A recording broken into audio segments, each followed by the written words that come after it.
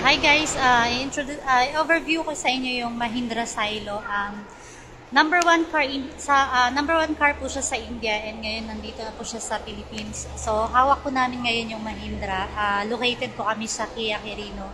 Katabi po namin is Mahindra. Yan. So ito yung sa harap niya. Yan. Yun po yung logo ng Mahindra. Ayan.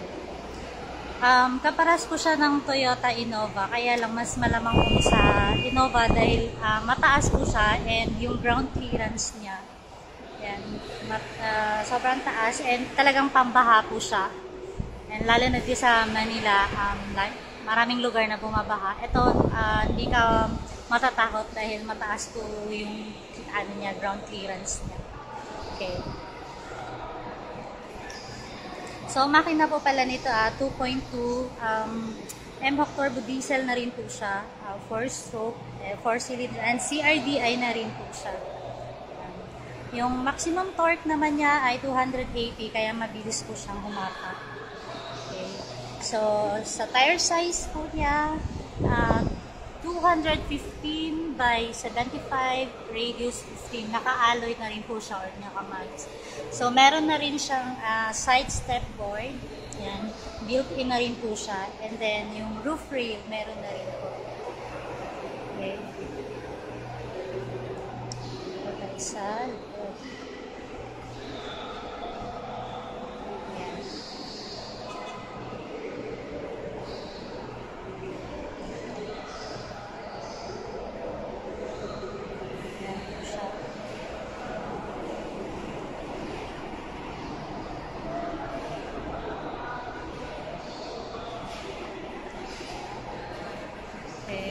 Dito tayo sa loob para makita natin.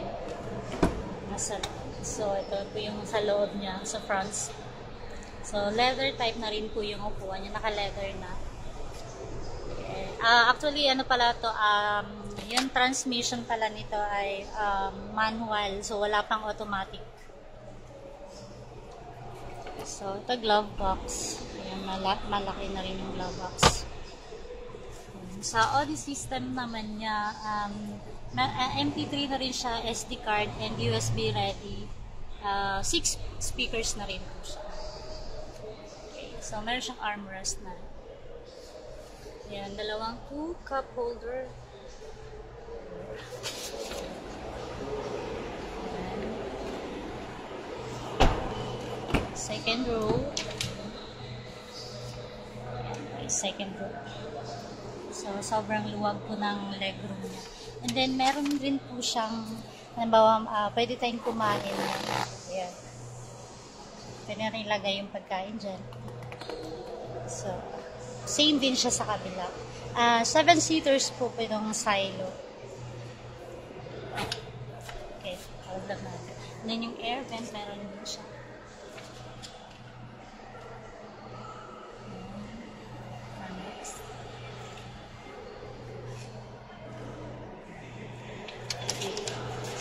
Dito tayo sa likod, sa compartment.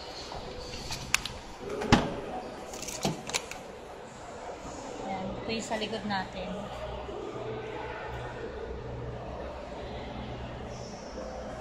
So, air vent. And ang aircon pala nito sobrang lamig kasi made in India po siya. So, sa India, mainit. So, pag sa Pilipinas, mas malamig yung aircon niya.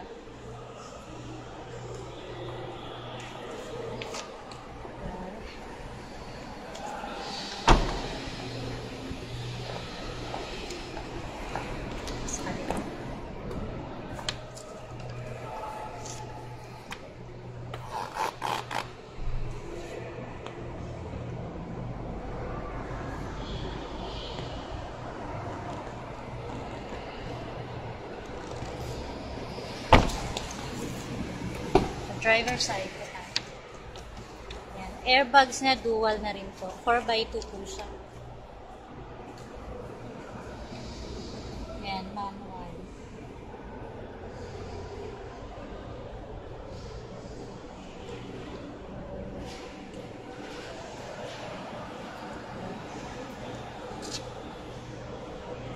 tube tubeless na rin yung sa tire. Okay. So, sa price naman po, sobrang napakalaki ng difference namin dun sa Toyota Innova kasi sobrang mura din po siya.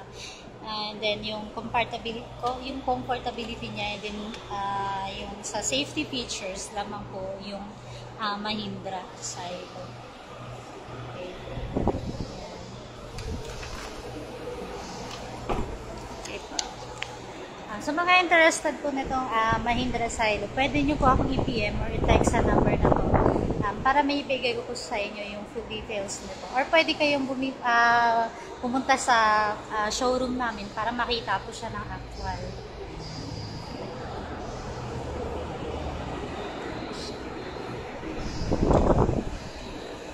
Ayan, yan po yung Mahindra Silo.